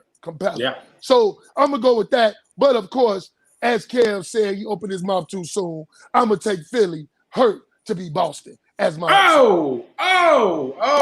PG Sly is bringing it today. PG, what you got? What's your interesting matchup in these? Man, mute this fool. For him to even say Philly gonna beat my Celtics, you got to be crazy. Mute him right now. Don't tweet. Man, you crazy. Joel Embiid, I don't care. He is garbage. Ain't no way he that tall playing at the three-point lane. He going against Houston, and he at the top of the key. Dude, Houston playing small ball. He should have been on the block all day long yesterday, and he wasn't. He's garbage. He's garbage. And Indiana, Miami. Indiana, we said this last week. Indiana is a creeper team, man, and Indiana be playing lights out. Miami and them, they're going to be tough. We're going to see how good Bam really is in this game here. None gonna have to step up, but I'm gonna roll with Indiana. I think Indiana gonna pull that one out. You high. You know what? I agree with the panel. Of course, the 4-5 is always an interesting matchup. Crazy, but Sly made an interesting point about Philly and Boston. Embiid plays better when Simmons is not in the lineup. Yes, he does. He plays better. And Boston don't have no matchup for Embiid. He should dominate that series. But would y'all like to bet sticks on that? You know, they have no matchup for Tatum. I ain't betting no stick. Sly? They have no matchup for Tatum. No, Tatum isn't consistent either. But you killing me because that boy that plays, the boy that for some reason you forget from Chicago that plays out of LA, he ain't never down low. So now you ain't never burn that up, face. You ain't never burn that up to talk about AD not playing down low. That's why the Lakers getting whooped. We ain't going out you west want to talk about? We not out west. No, we're not out west yet. Hold on for what you say. Philly does not have the talent to beat Boston. When you let go of JJ Redick, when you let go of Jimmy Butler, when you can't figure out if Ben Simmons is a point guard or a power forward, for crying out loud, you don't have enough. You don't have enough talent. You don't. You just simply don't. And you, Sly, and Brent Brown need to go somewhere. I agree. You want to fire him too? Hey, the minute they last game, they're gonna tell him, "Let me holler at you, player." Right. You can leave the bubble. Now Pat, I would agree. I would agree with Indiana upsetting if they had Sabonis. But with Sabonis out, I think Bam is gonna put in work. I forgot about that. You're right. Yeah, if they were healthy, and Oladipo, he's still really he's probably about 70%. He's definitely limping around. He don't look good at all. So TJ Warren can't miss though. TJ Warren is a beast. TJ Warren is a beast. TJ Warren trying to get another contract, baby. He about to get one. He got it. He definitely about to get one. So, okay, if there is an upset that could happen in the East bracket, Sly already came up with Philly over Boston. PG, you see any possible upsets on the East side? Possible? No, I don't see none. Not a lot. No. Kev, what about you? I don't see none. Milwaukee and Toronto is not going to lose. So if you want to call Philly and Boston upset, if you want to call them out, it would be an upset to me if Philly beat Boston. That'd be an upset to me. Not to me. Okay. And our props are back. You see Gandy back there. So, but he agreed with everything I'm saying. Okay, so as far as We know Milwaukee's the top seed, and we're gonna talk about that because the top seeds struggled in the bubble. We're gonna get on that a little later. If there is a team that could take Milwaukee down, who you got and why? Ooh. Kev. Oh, I can answer this. Go ahead. Toronto. I told y'all, if y'all go back and watch some of these shows, my upset special, which I think is going to happen, I think Toronto is going to beat Milwaukee because they fresh off doing it. The only thing they missing is Kawhi. They have a team that's going to not let Giannis go all the way from the top of the key to the basket. They're going to stop that. And now it's going to come down to Middleton. It's going to come down to Bledsoe. It's going to come down to all these other players Milwaukee got in order to beat Toronto. They're going to take Giannis out the game. And I think the one team that can do it is Toronto. And it wouldn't be an upset to me, but paper-wise, it's going to be an upset. Being said, Joel Embiid is Granville Waiters. My Shout out man. to Granville Waiters. Mr. Smokefella 626 does it again. And he also chimed in with Bucks have the greatest chance to choke out East. Woo. Toronto. Interesting. Mr. Smokefella, Toronto. Watch this. Toronto. PG. Over Milwaukee. PG. If there's a party, who gonna knock out Milwaukee? Who you got? I'd have to agree with Kev. Toronto, they the reigning. So you still got to go past the reigning champs. You got to get through them. And they ain't missing a beat, man. Them boys still playing. Still playing. Slide dog. Hey, man, like I said, man, that shows you how good that dude with the braids is because Toronto's still going. So the LBJ still best player ever. But to be honest with you, I can see Milwaukee choking. I gotta agree with Ben because that's what they do. I can see Milwaukee choking. They choked the last year. They choked the year before that. But I think they got too many big men, too many shooters to choke. So I'm gonna take Milwaukee to come out, but it's gonna be hard beating Toronto. I agree. Toronto to me is probably the second best team out east, and then of course Philly. So hey. And Ben also chimed in with a great point: Greek versus Bam, which brings me to who I think may knock them out is Miami. I like how they match up. They got the athletic bigs. I really like the matchup. If Jimmy Butler can catch fire, defensively, he can lock down when he put his mind to it. So honestly, man, Boston, Miami, Toronto, it's a couple of teams that I wouldn't be shocked if they upset Milwaukee. Now you know what, Lucky, having said that, Miami and Milwaukee is a second round matchup. You know that, right? Exactly. That is. That'd be second round matchup. In the second round. And If they get past Indiana. They've handled Milwaukee all year. Now we'll see what playoff brings, but they ain't scared of Milwaukee whatsoever. At all. They are not scared of them at all. So that's going to be interesting. So I want to ask her, since we're talking out east, before we move out west, we were watching the Brooklyn-Portland game. We watched Brooklyn. Actually, they didn't suck as bad as everybody thought. In the bubble because they didn't have like their top 3 or 4 players. Right. With KD and Kyrie back next year healthy, are they the instant favorites to come out the East? Start with Slide Dog. Of course. Okay. You're talking about Kyrie Irving and KD, which is still one of the top 3 players in the league? Oh, yeah. But they got to match together. I think they'll still come out. It depends on coaching. If Kyrie understands that he will be the second best player, not the best on that team, right? He good. But, if I think Kyrie going to go back to where he was with LeBron, playing off Kyrie playing off KD. So, yeah, I think Giannis should be over in Golden State, and I think they'll be pretty good.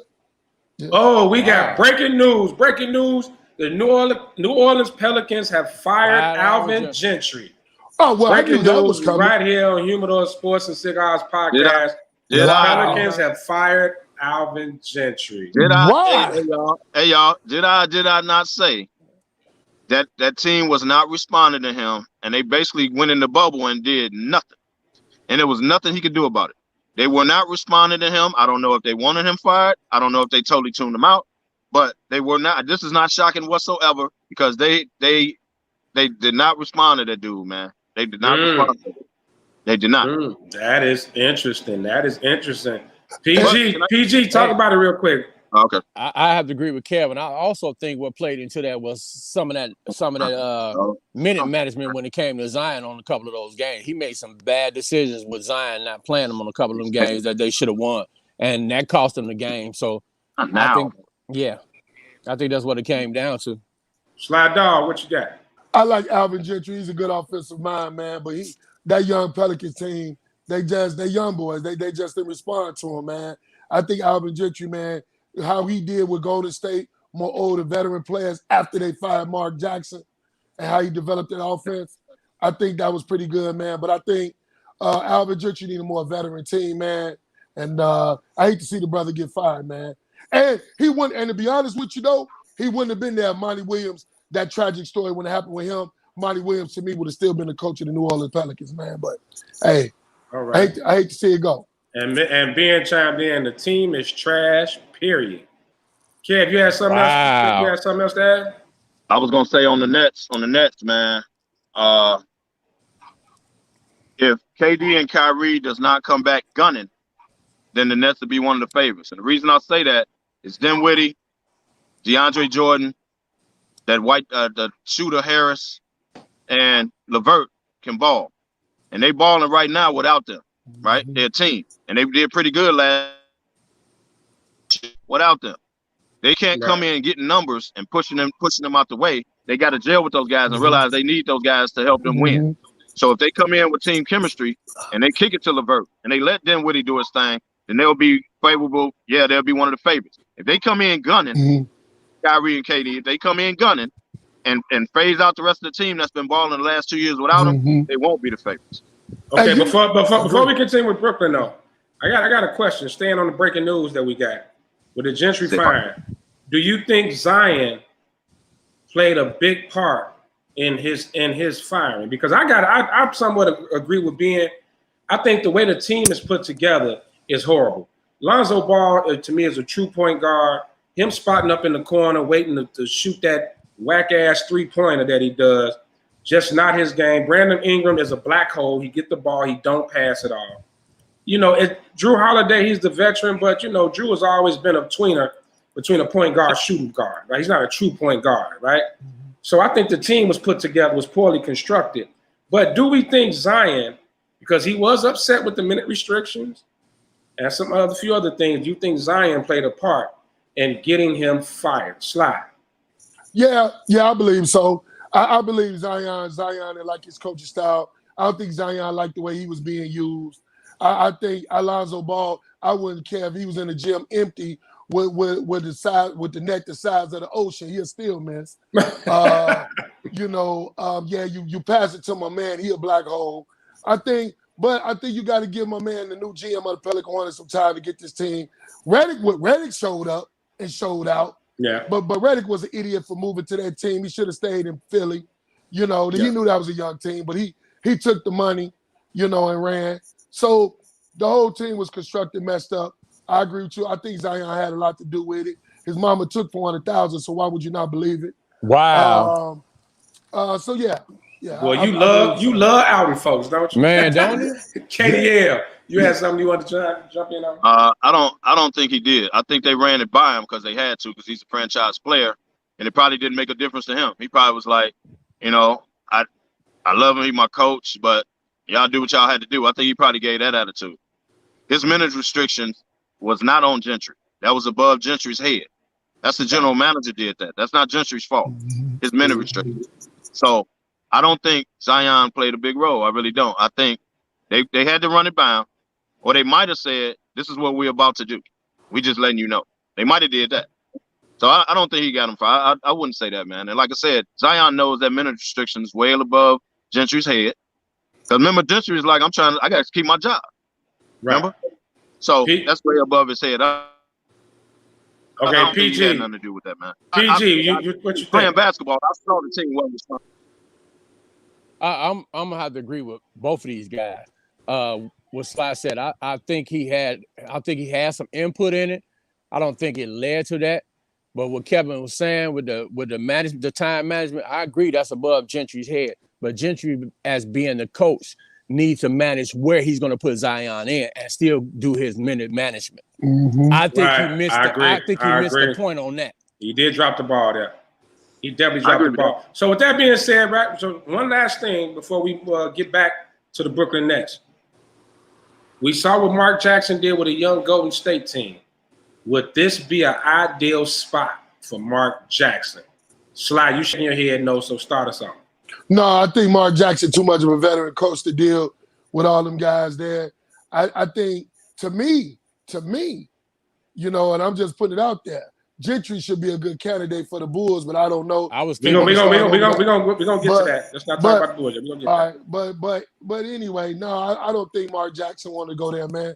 I think they didn't blackball Mark Jackson out of the league, and the NBA, as Kevin said weeks ago, don't get held accountable for what the blackballing they do, only the NFL. So I agree. He getting blackballed, man. He ain't going to be able to go there. They're going to get some young, up-and-coming assistant coach to coach the young boys and fire him once the team get good, man.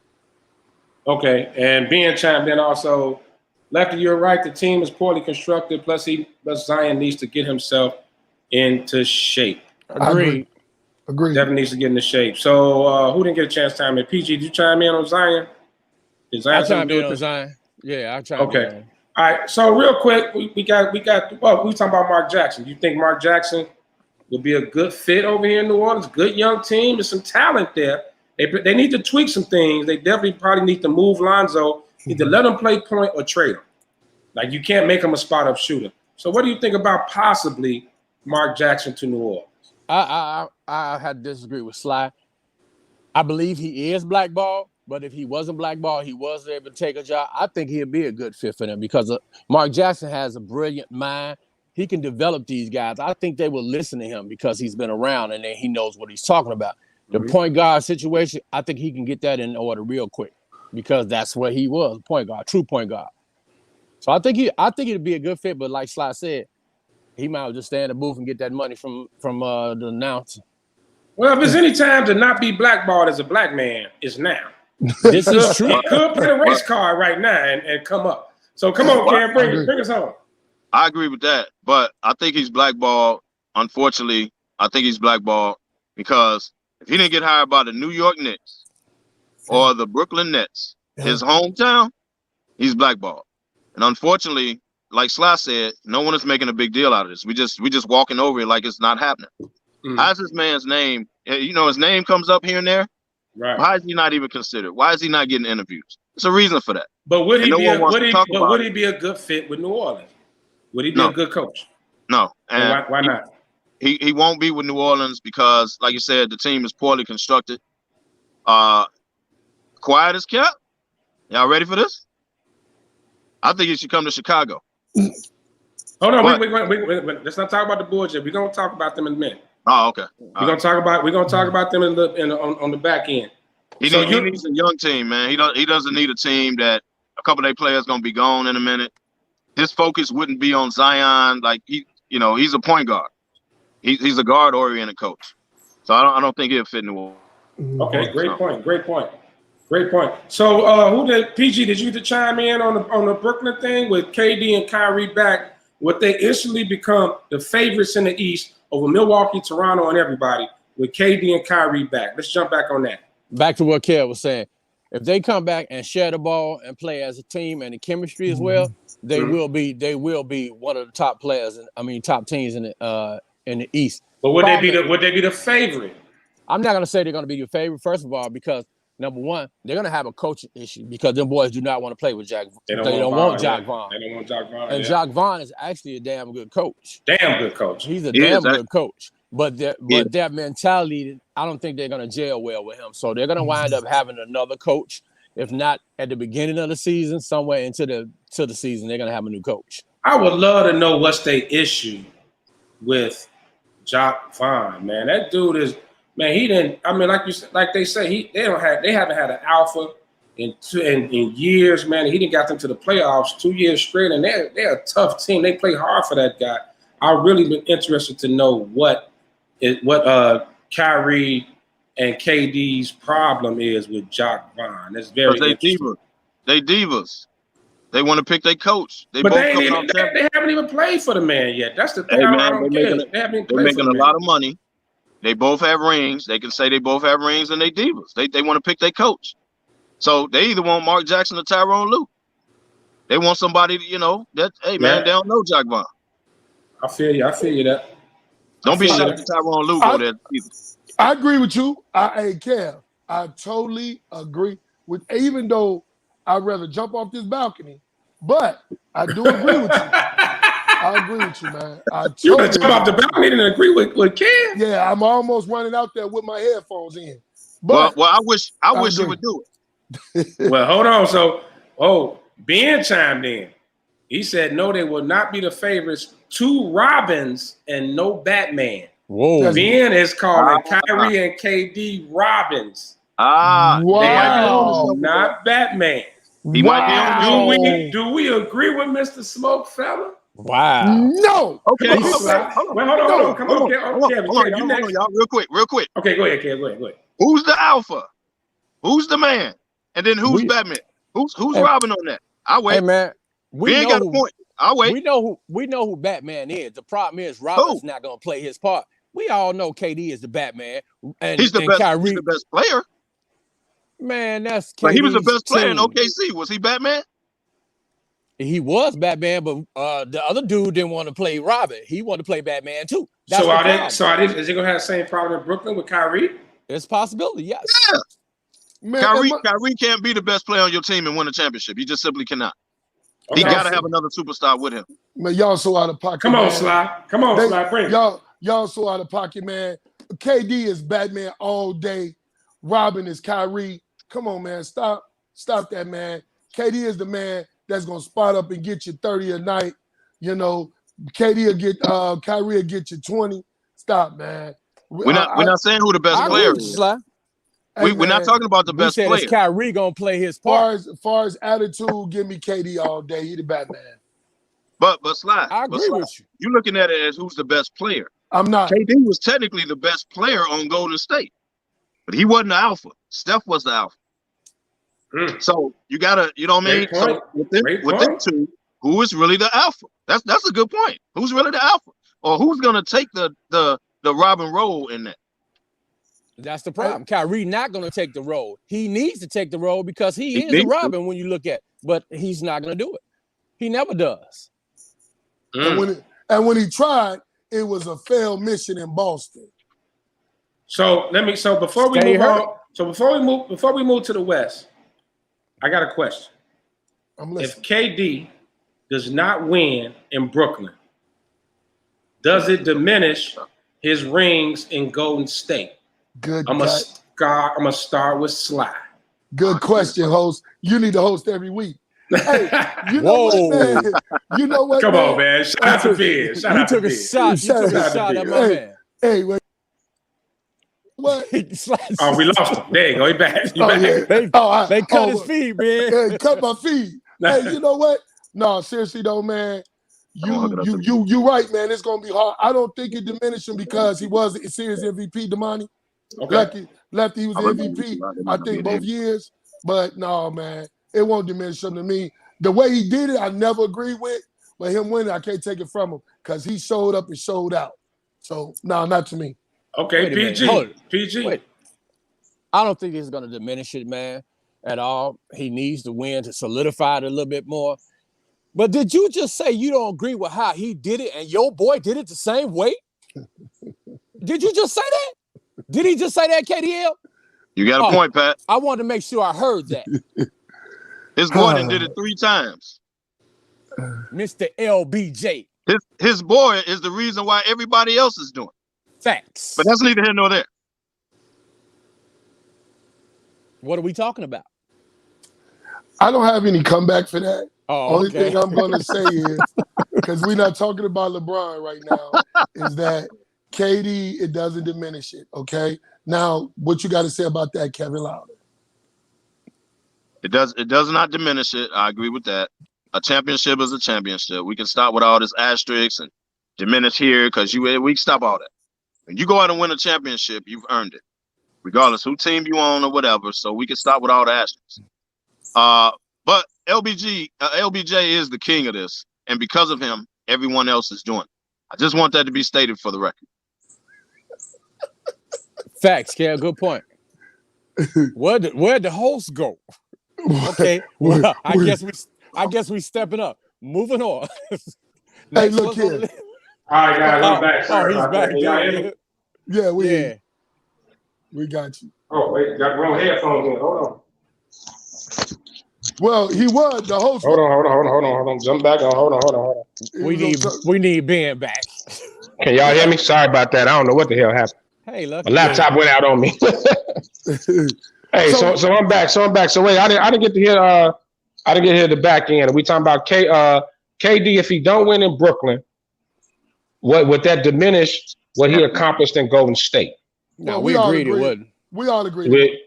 Y'all agreed it would. You know what? I think it does. The same way if LeBron wouldn't have won in Cleveland, it would have somewhat diminished, what he did in Miami. I think because look, we always argue about LeBron and all this, but I'm gonna tell you, LeBron catches it more than others. He catches it way more than others. Nobody said nothing about Kawhi. When he went to the Clippers, he kind of forced the Paul George trade. He wouldn't have signed. He wouldn't have signed if he wouldn't have got there. He would have ended up signing with the Lakers. So he kind of constructed his own team as well. But no one talks about, KD didn't catch the same flack LeBron caught for going to Miami. So I think KD needs to win in Brooklyn. He definitely needs to win in Brooklyn in order to solidify his legacy. Because if he doesn't, it's going to look bad. Kev, you see what just happened? They spent it back on KD, taking it away from LeBron, switching teams. You see how he came back and flipped it? No. I'm saying KD didn't catch the same flack that LeBron caught. He caught it from some people, but he didn't catch it like LeBron caught. Pat, you got to remember they LeBron fans. So in the end, they always gonna spin it to make LeBron be out the good guy. It's not. It has nothing to do with making LeBron. It has nothing to do with making LeBron a good guy. What it has to do with is he gonna get the same heat? Did he get the same heat? Because honestly, no one like LeBron. They really solidified when he won in Cleveland. Right or wrong? Right. It did. When he beat Golden State, it solidified. Right. So why is the same pressure on KD? You guys saying it's not. Why is the same pressure on KD? If you pay attention to what I said I can answer that. I said it's not going to diminish it, but I say he needs to win to solidify. I said that. Okay. All right. Kev, go ahead. He's stuck. Oh, he froze? Yeah, because whatever he said really didn't matter. So what happens is this. LeBron James, and I agree with you, Lucky Lefty, he get a lot of flack for guys doing the same thing. Because KD did it. Kyrie been on 3 or 4 teams since then, it seemed like. Okay, nobody get on the braid wearing dude. Nobody got on Paul George. He'd have been on 3 teams too, right? Okay? Yeah. So we need to stop that, man. But the same thing. You need to stop. When Kyrie did leave, when he left San Antonio, what did he do? He went to Toronto and he won a championship. Now he's gone to the Clippers. He's moved on for more money. So what he needs to do again now, he needs to win again to solidify his thing again. But KD needs to win to solidify. Just like LeBron did, just like Kyrie did. That's what I was getting to. I think he definitely needs to get that, because so he don't. I'm not gonna say it's an asterisk next to the championship. I'm not gonna say it's an asterisk, but people are looking at it a little funny though. You know what I mean? People are definitely got a side eye on the championship. So we got about 30 minutes left, and I know we're gonna really go in on the West. So Ivan, if you can put up the seasons again, the first round matchups, like you had up last time. Appreciate it. Yeah, appreciate it. Mm-hmm. And we got Lakers and either Portland or Memphis. We got OKC and Houston, the 4-5. Denver, Utah, the 3-6. And the Clippers, Dallas, the 2-7. Okay, fellas, I want to ask you all, what's the most intriguing matchup on that side of the bracket? Come on, can I go first? Go ahead, Sly. Bring it. You got to go with OKC Houston. It's so much there, Damani. Yes, sir. I agree. Even though Russell Westbrook does what he does, he always hurt. But still, it's so much there. OKC and Houston. That's a storyline, man, from here to Chicago. Do you hear me? You talk about Harden getting kicked out. You talk about Westbrook getting kicked out. You talk about the young boys at OKC. Hey, man, OKC Houston, my favorite matchup to watch. But I'm going to give you my upset right now, and then I'm going to leave it alone. Dallas beating the Clippers. Oh, yeah. You jumped ahead of me, but boy, you shocked me. You shocked me with that one. Yeah. You shocked me with that one. KDL, come on with it. I know you got something to say to Sly. Is he on there? I have him OKC Houston West.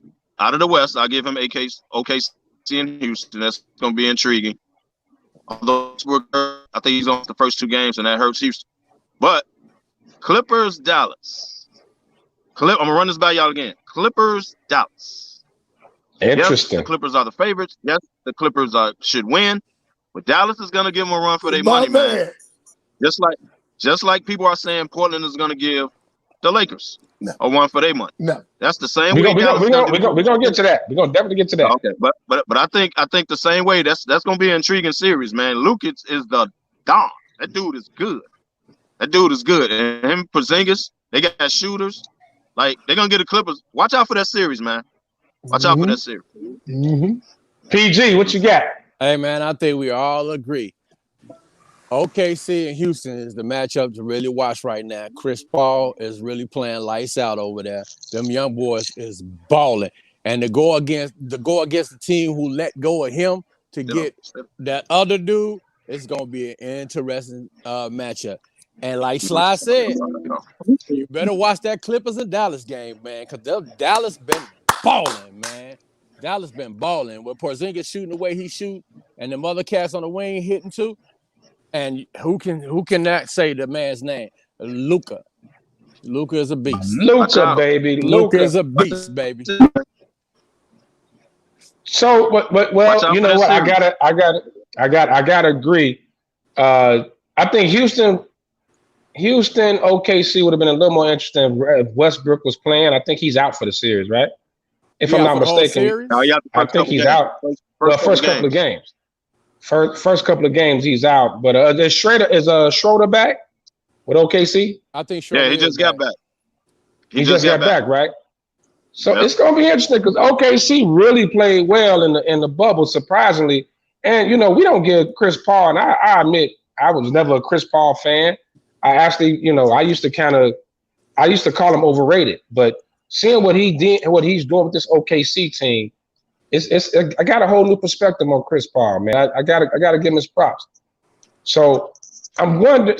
And that Clippers Dallas series is definitely interesting. Yes. Definitely interesting. So Cam touched on it a little bit. You know, let's talk about the 1 seed, the Lakers. Memphis or Portland. If you're the Lakers, I know what everybody's gonna say, but I gotta hear it. Who would you rather see, Memphis or Portland? What's the better matchup for the Lakers? And if we saying who I think we gonna say, will they upset the Lakers? Kev, kick it up. Is this really a question? Yes, it is. Of course, it's Memphis. If you're the Lakers, you want to see Memphis. You don't want to see a hot Damian Lillard coming in there and Nurkic back and CJ, even though he got a bad back, aka Lefty. But even though he got a bad back, damn! It was boys. You still. I had to, dog. It was there. I had to. It was right there. You want to see Memphis other than Portland. Neither one of them is going to beat the Lakers in a series. But you want to see Memphis rather than Portland. Portland is hot right now. But here's another thing. Let's say it is Portland, LA. When does Portland run out of gas, man? Dame has been on a tear, scoring 50, 60 a night. Portland has to win every game. Like, every game has been a playoff game. They've been playing back-to-backs. They right into the playoffs Monday. Like, when they run out of gas? Like, when does that happen? Right. Good point. Great point.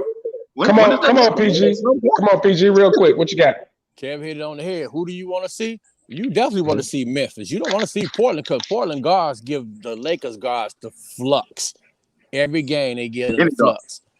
Kev said, when does Portland run out of gas? We need to ask another question also. When is the Lakers going to fill their tank up? Because they've been playing very lackluster these last couple of games, brother. Definitely. They've been playing without no energy, no sense of urgency. Plus, they shooting been horrible. I agree. Horrible. No fast break Can't hit a points. three to say they like.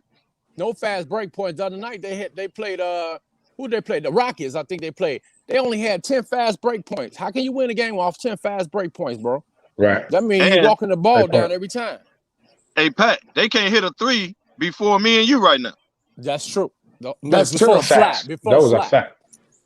Wow. Hey, Sly, you notice I left you out of it. You notice I left you out of it because we're talking about actually playing basketball. But go ahead. Sly, that's the perfect segue to you. What you think? Memphis support. And an insult. But, hey, look here. You know why Memphis theoretically you want to see? But I'm going to tell you why, my theory, why I want to see Portland. Because they asked Damian Lillard, hey, do you want to get out of Portland? No, I want to sign with Portland because I want to be every effing super team. So guess what? Lakers, Portland, I want to see so we can finally shut him up and he could go back to rapping. It's not a knock on him, man. Go back to rapping? Go back to rapping. Hey, Dame did tell Paul George, keep switching teams. I'm going to stay with the grind. That was strong. He did. He did. I don't see no more with what he said. He said if I'm gonna join somebody, he said let them come join me. I'll be some super teams. I'm not gonna build no super team somewhere else. Come over here, play with me. Let's build a team here.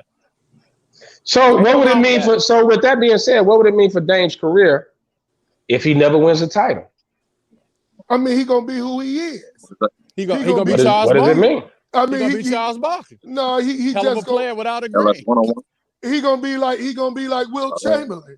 He gonna be like the logo. Will got one lead. Yeah, well, he did get one. He finally got one, but he just gonna be a good player that didn't win.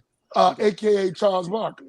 That's AKA Patrick Ewing. Right. Well, Barkley tried though.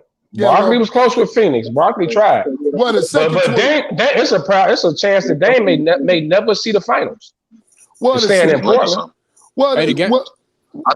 The second greatest 23 beat Barkley. So yeah, he don't deserve to be there. You know. So I mean, he'll just be an average, a regular good player that they never won. Wow. Kev, you with us? Okay, PG. Yeah, I'm here. Y'all hear me? Yeah. Okay, go ahead, Kev. You go ahead, kick it off. What I said, Dame don't win. If Dame, what does it say about his career if he never wins the title? As a matter of fact, forget just winning the title if he never makes it to the finals. Talking about how he gonna stay where he at. What you think? I think he's the new Reggie Miller. If he stays his whole career and he never wins the championship, he's the new Reggie Miller. Wow. Played his whole career and never won. But Reggie at least made it to the finals. That's strong. Reggie did at least make it to the finals. But I think Dame, I mean, he's saying that now. He's pro Portland. I get it. He's gonna have to be like Garnett, man. Like he's gonna have to leave. If he wants to win a championship, he's gonna have to leave, man. Just like next summer, CJ is leaving. McCollum is a free agent next summer. I can see him out of there. I think he's gonna see him out of there. Because Dame already got the $200 million. Dame already got the Supermax. So he ain't getting the Supermax. So he's gonna have to leave. And I think Dame, I love it. You want to do it for Portland, stay with the grind. I love it. But he get a little older, man. He gonna have to leave, man. Being as is Chris Paul or Carlton playing? AKA Alfonso Ribeiro from the commercial. Come on, man. Come on, man. Make a switch. PG, chime in real quick on the Dame Dilly. If he don't win the title, if he don't even get to the title, get to the finals, what does it say about his legacy? I agree with everybody else is saying. He's just gonna be a Patrick Ewing, a Charles Barkley, and all those other great players who had great careers and never won. Can't take nothing away from his career, but he just didn't. As he say, he didn't get that chip. Definitely. He's gonna have to make a decision either to leave or somebody else is gonna have to come over there and play with him. Well, I can tell you now, ain't nobody signing. Ain't nobody coming to Portland. Yeah. I was about to say, who's going to Portland? Right. Who's going to sign with Portland? I can't see nobody doing that. So real quick, we touched on it a little bit throughout the show. We talked, while we talking NBA. The Lakers and the Bucks, they both struggled a little. I think the Lakers probably were a little worse than Milwaukee, but we saw the struggles. On a scale of 1 to 10, how concerned are you with these 1 seeds? Let's start with the Lakers, the Bucks first, then we go to the Lakers. So Bucks, how concerned are you on a scale of 1 to 10, 10 being I'm super worried about them, 1 being I'm not that worried about them. So where do you rank the Bucks as far as they struggle in the bubble? Kev, you kick it off. I'm gonna rank the Bucks. I'm gonna go with 5, and the only reason I'm going to 5 because eventually they're gonna run into Toronto, and I think Toronto is gonna beat them. So I'm gonna say 5 because it really ain't gonna come into play until the Eastern Conference Final. So for me, I don't see any other team beating them. I'll keep it around the 5 till they get to Toronto. Toronto 9. Wow. PG, 1 to 10, but the Bucks. I was gonna give them a 5 too. It really depends on how they get out of that first round. If they pick up their shoe within that first round, then I think they can go to meet Toronto. But as Kev said, after they get to Toronto, I think it's a done deal for them. Facts. Okay, Sly, who you got? Man, on scale of 1 to 10, what you got? Far as Milwaukee? Yes, Milwaukee. For me, as Milwaukee, I'm between a 1 and a 5. It depends on how Giannis play. If Giannis come out doing his thing, it's a 1. If he kind of lackluster because he missed the 2 games for headbutting, about a 5. But other than that, I'm not really too much worried about Milwaukee yet. Like I agree with everybody else when they get Toronto. I've been in my rabbit ears and start watching out for them. So I'm gonna go about a 3 as far as Milwaukee. Even though I do believe when they get to the Eastern Conference Finals, whoever the matchup's gonna be, and especially if it's Toronto, I totally agree with Kev on that. It could definitely be a problem. But as far as their struggles in the bubble leading to the playoffs, I think they'll pick it up. So next, let's go to the Lakers. The Lakers struggling in the bubble. How concerned are you on a scale of 1 to 10? Your concern with the Lakers, and I'm gonna go back the other way, and I'm gonna start this one with Sly. What you got? Man, the Lakers my team, man. But I gotta come forward with the truth. LeBron's been off in the bubble. The Lakers can't shoot a 3-point. Even Kevin can shoot a 3-pointer better than anybody on the Lakers, and that's terrible. They defense been as bad as yours on Kevin, Damani. So I don't know, man. I don't know. It really scares me, man. So I'm almost at an 8 on the Lakers, man. He took it back to Vegas. 8? 8, man. The Lakers scare me, man. Especially if they get to come against Portland. Their defense has been horrific, man. Yeah. And 3-point shooting been even worse. Can't nobody shoot. AD shoot 3-pointers against 6 foot guys. I'm scared, fellas. So I'm gonna say an 8 for me. PG, what you got? I was gonna say the same. 1 to 10. I was gonna say a 5, man. And man, my thing is the energy level, man. The lack of energy, the lack of defense that I've been seeing from them is just not Lakers basketball right now. The team goes as LeBron goes. And if LeBron doesn't step up his game and get more energy and play with more enthusiasm, I don't see him getting past it either.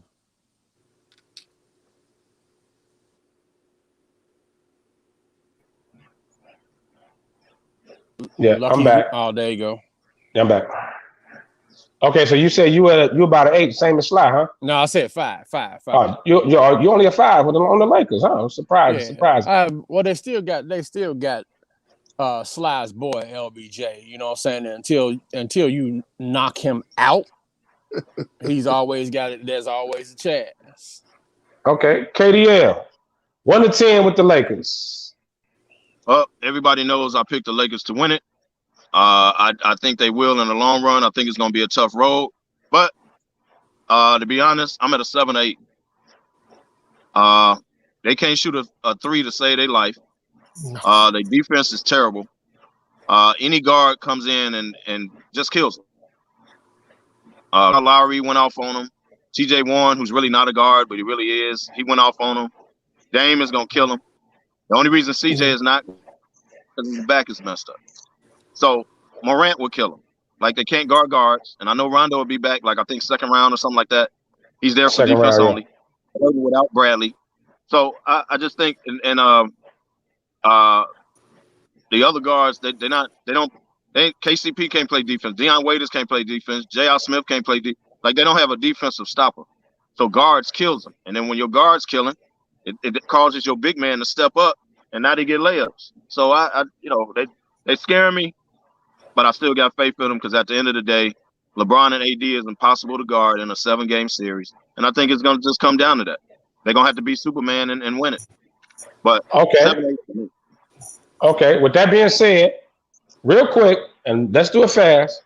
Since the playoffs going to start, let's get our predictions for the NBA Finals and who will be the NBA champs.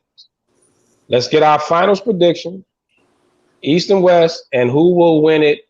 And then we got to move on because we just about done with the show. So, PG, I'm going to let you kick this one off. Who is your finals matchup? And who's your champ? Toronto. Toronto is coming out the East. It's hard for the West, but I'm gonna get an edge to the Clippers. Okay. And I think Toronto will win again. Wow. Toronto for the repeat, huh? Yep. Okay. Come on, Sly, what you got? Man, forget him, man. I'm taking all day. I don't know what's wrong with that guy. He must be sleepy. Of course, he's going to Lakers. I'm going with my Lakers, and I'm going with Milwaukee. And just for Tony Barber purposes, I'm taking my Lakers to beat his team, the Milwaukee Bucks. KDL, what you got? Finals prediction. Finals prediction, I'm going with the Lakers to win it. They're going to be playing Toronto in the finals. This makes up Giannis's mind to leave next summer, but that's neither here nor there. There will be Toronto versus the Lakers. Lakers win it. Toronto cannot beat the Lakers in a 7-game series. Toronto is not better than either team that's going to come out the West, so they won't win it. But they'll get there because I think they'll beat Milwaukee. Toronto, Lakers. Lakers win it. All right, I'm going to go Lakers, Milwaukee, and the Lakers to pull it out in 7. Of course, in Game 7. I think we about to see playoff LeBron, and I think he's gonna turn it on. This is one of his last chances. He need another ring or two. You know what? We keep talking all this GOAT stuff. We're not gonna jump into that. So that's what I'm going with. So real quick before we close the show, we got about 6-7 minutes left. Let's talk about some hometown news. Hometown news. The major story right now is Jim Boylan has been fired as head coach of the Chicago Bulls. Finally. There was a rumor out there that they were going to possibly keep him because they didn't want to have to pay 2 coaches, but they went on and decided to fire him. Now, the top candidates right now, from what I pulled up, Kenny Atkinson. Oh, I love this picture of Levine dunking on Jim Boylan. That's ridiculous. Wow. Kenny Atkinson, Adrian Griffith, Wes Unseld Jr., Darvin Ham, Becky Hammond, who I'm pretty sure is a female, and Mark Jackson name once again has come up. So, real quick, we got about 6 minutes left. I'm going to start with Kev. I know you're not a Bulls fan, but who would you not mind seeing as the Bulls head coach coming in next year? I would not mind seeing Mark Jackson, number one, but he's blackballed and he shouldn't come to Chicago anyway, but I think he'll be a good fit. What's going to end up happening, they're going to give that job to Adrian Griffith being a former player. More than likely, if Griffin don't get it, then Atkinson will probably get it. But they probably, Griffin got ties to Chicago, man. He's probably going to get it. Coached a summer league before, I believe. Right. He went away, get his coaching under his belt. They'll give him the job. But I would love to see Mark Jackson get a job because I think he needs opportunity in the league. And I think the fact that he's getting blackballed needs to be addressed. Okay. But Griffin. All right. PG, who you got? I would love to see Mark Jackson also, but I think Adrian Griffith would be a good fit because he's been around coaching with different staff. I think he has a great chemistry when it comes to player, and I think he can develop those young guys over there. Okay, Slide Dog, who you got? Well, first of all, Adrian Griffin got a relationship with the executive. They went to college together, so they played together over in Europe. So we already know Adrian Griffin's probably the top of the list. But what y'all forget, y'all got to be high. Why would y'all not want to see Nia Long in the stands where her husband at? Her just being there, is gonna make this whole Chicago stadium a lot better. I'm hoping her husband get the job. On my part, but AJ Griffin probably gonna be the one to get it though. Okay, great point. Real quick, that's true. How come his name is not coming up on all these coaching spots, man? He paid his dues with Well, it is. It's coming up. Yeah, those are just the candidates that they released as soon as Boylan was fired. But it was at one point it was a rumor that he was the top choice for the Bulls head coaching job. So real quick, guys, we got about a good 3 minutes left on the show, and I do want to give some shout outs real quick. We don't want to rush and get these shout outs, so I want you guys to get some shout outs, man. Get your last messages in, get your last words in. Let's go round table. We're gonna start with PG, Slide, and Kev. PG, give your shout outs. Hey, I just want to give a shout out to everybody who's watching. Thank you for tuning in. Mr. Smokefella 626. See you soon, brother. That's it. I'm good. Slide Dog. Hey man, always, man. Shout out to everybody that's watching, man. We'll try to keep the show entertaining. I gotta give a shout out to my boy, man. Bernard, man. He under the weather, man. He called me, kind of got on me this week, making sure we keep everything together for him. I think we did a good job, fellas. To give a shout out to you, Damani. Great host this week. Thank you. And man, and everybody in the background, man. Everybody in the background, from Maya, to my boy, Ivan. Of course, Ivan, who put up the Cubs. Me and him got an issue with that. But everybody else, man, make sure they tune into our other shows on the broadcast, man. Especially I want to listen to my boy Snoop Jackson this week. What up, Cuz? So give a shout out to all them, man, everybody else. KDL. Shout out to everybody watching, man. Like Sly Dog said, try to keep it entertaining for y'all while being factual at the same time. So appreciate everybody watching. Shout out to Mr. Smokefella. Hopefully we held it down for you. Good enough. Get well, brother.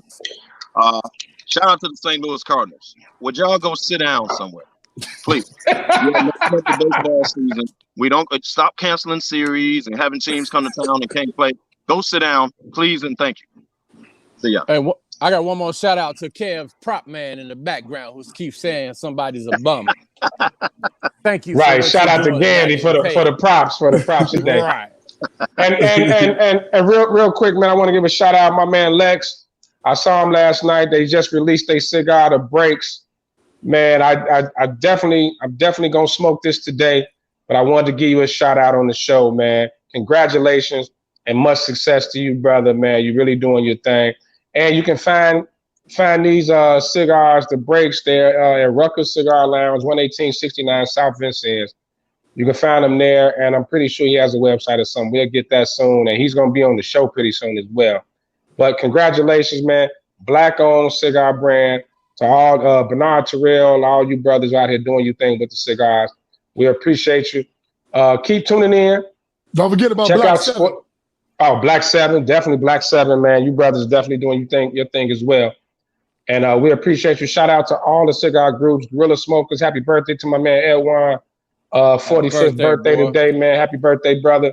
Our brother group, the Guerrilla Smokers, man. We really appreciate you, cats. And also get well soon, Mr. Smokefella Ben, and get back here and host so I can talk a little more crazy than I can talk on the show right now. So until next week, man. Hey, thank you guys, man. PG, Slide, Kev, you guys did your thing. Appreciate you guys. Thank you all for tuning in. As usual. SmokeFellas, man, on behalf of SmokeFellas, Humidor Sports Cigars podcast, we'll see you guys next week, Saturday, noon. Again, we'll be here. Salute. Salute. Peace. Holla. All right, later.